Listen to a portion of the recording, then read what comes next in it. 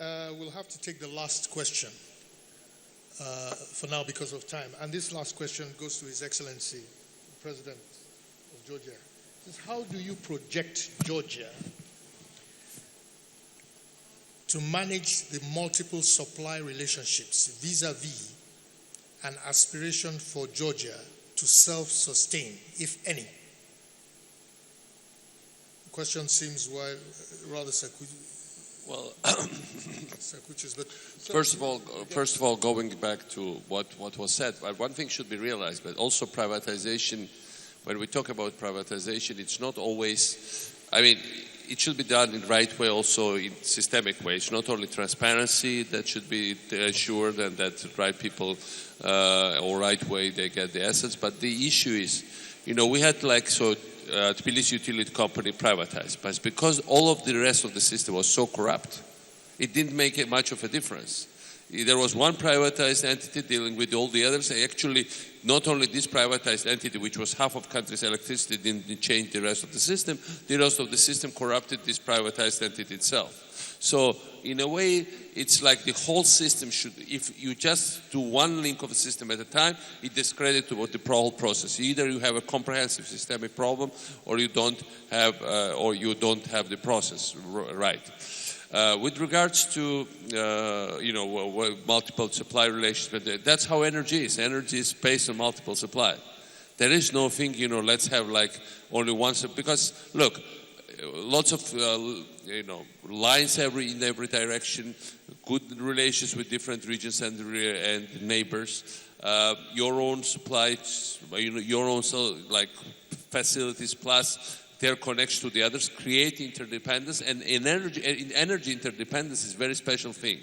Because, for instance, in 2008, Russia attacked Georgia, they bombed us.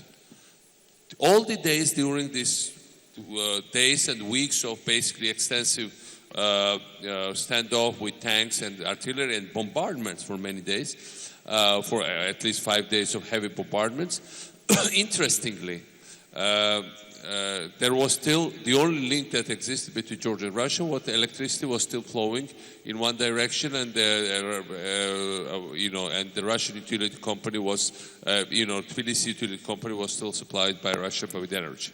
So interestingly, even in war times, when there is energy interdependence, because Russian energy system needed Georgian energy system in the south of Russia, and Georgia in a way at that moment was linked to that. Even in this situation, you can get situation when bombs are dropping and this last link exists. So energy is a very, when you are talking about existential thing for everybody, and it's existential, you know it from your own country. Even the worst of political tensions might not affect it if it's rightly done.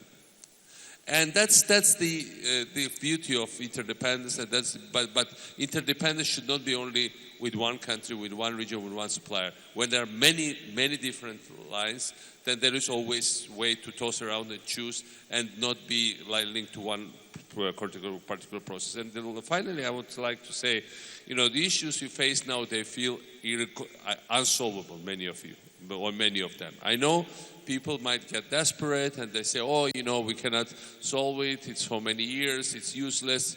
But once you start to follow political will to do this, in my country, I couldn't believe it how fast we solved it. It's just a matter of wanting to it. You have basic elements here. You have skilled workforce, you have energy source, you already have experience, you have lots of expertise from international organizations like World Bank. And bringing all this puzzle together, it just takes not as much time as you thought as you might believe it brings, provided that once, the endeavor, whole endeavor is undertaken. So I'm sure that in a few years' time, people in Lagos here, but overall in Nigeria, will just forget and not remember that it ever existed, the whole thing. And it will be believed it will be remembered as a bad nightmare from the very, murky past, and then something that should not. In my country, every time at certain next elections, we had a huge electricity problem. People thought it would never be solved. We solved it. And at very first election, we started to say, well, at least we solved the energy problem. So maybe it should also be considered for you to vote for us again. People en masse replied, in 21st century, you are now wanting to make us grateful for giving us electricity? Are you kidding us? And so we stopped. We shut up. We understood that that's not. People don't want to look in the past, especially the dark past, and better not remind them of that anyway. They always want something more. So I'm sure that you will get to this stage quite soon. Thank you. Okay. Oyinkan, Comrade Aramu has made a special request. He would like to just make a comment for a minute, and I'm timing him from now. So 1 minute. I think 1 minute, just one suggestion I want to make. That's part of our resolutions at the summit. I think we should call on the Nigeria Energy Regulatory Agency, ably represented there, to organize this stakeholders forum so that we can discuss all these issues. Because the regulatory agency has the capacity to look at the bigger picture. All those points that have been raised, the problem areas, contractors, politicians, investors themselves, of course, labor. And I know that labor is not the only problem. It's all of us. So I think we should have it as part of the stakeholders forum, which should be managed by you. And I think we can learn from Lagos state government that once you bring people together, you can find a way to discuss the issues and then get the result done. I want to say, Eko Nibade, Nigeria Nibade. Thank you. Thank you very much. Sorry, Mr. Chairman, to take over this role from you. We really are running ahead of ourselves. We had purposed to extend this session by only 30 minutes, and we're about 5 minutes over that. Just some housekeeping issues before we wrap this up. There are 2 breakout sessions immediately after this session. The first one is harnessing electricity to grow the agriculture, transportation, and housing sectors, and that's going to take place in Lantana Hall, immediately after this. The second one is how do we deliver adequate gas to power Lagos? And that one, I think that one will take place here. I think the venue is indicated in the program as well. It will take place here. That's two. Now, very quickly, because we can't let you go away without doing any of our trivia questions, we have the questions. They're not available? Okay. Well, we'll do the energy trivia questions at the next plenary session. But we'd like to remind you, please, for residents of Lagos, that the Lagos State Residents Registration Desk is along the outside lobby, and we'd ask that you kindly seize the opportunity to register. I mean, it's a perfect opportunity. You are here anyway, and it only takes a few minutes. And the benefits of registering and getting a registration card are tremendous. We might not even realize them all now.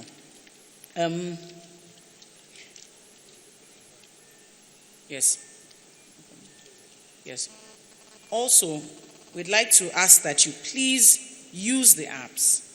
The surveys on there, like on the homepage, the surveys are there. If you haven't done the surveys, it will still show up on the homepage. Once you've done it, it will leave. So please do the surveys. It's very important for us to get your feedback.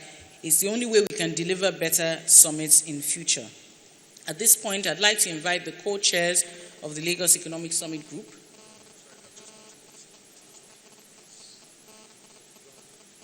This is the Grand Ballroom. Oh, I'm sorry. I thought this was the Grand Ballroom. Apparently. Where? What's it called? The Grand Ballroom. Okay, this isn't the Grand Ballroom apparently. It's in the Grand Ballroom. I believe that is the room in which yesterday's registration took place. Yes, that's the Grand Ballroom, and that's where session 2, how do we deliver adequate gas to power, is going to take place. The other breakout session will be in Lantana Hall. I think that's the last hall along this corridor. I'm not very sure, but it will be clearly marked. We'd like to invite the 2 co-chairs, please, to join the speakers and chair on stage for a group photograph, and also to hand out the gifts that we have for the speakers.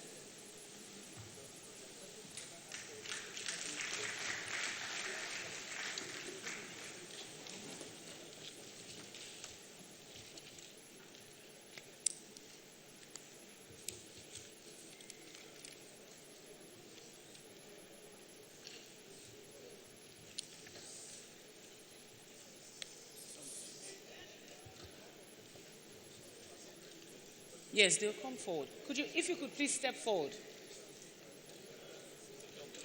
They want you to step forward a little bit, yes.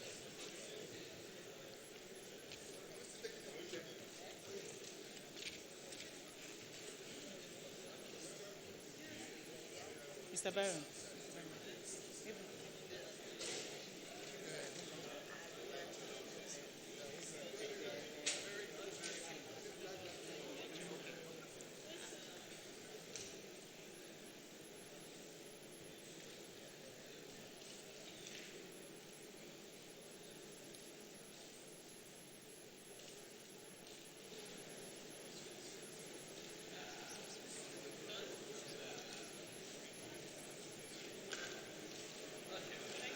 Can we give them a round of applause, please?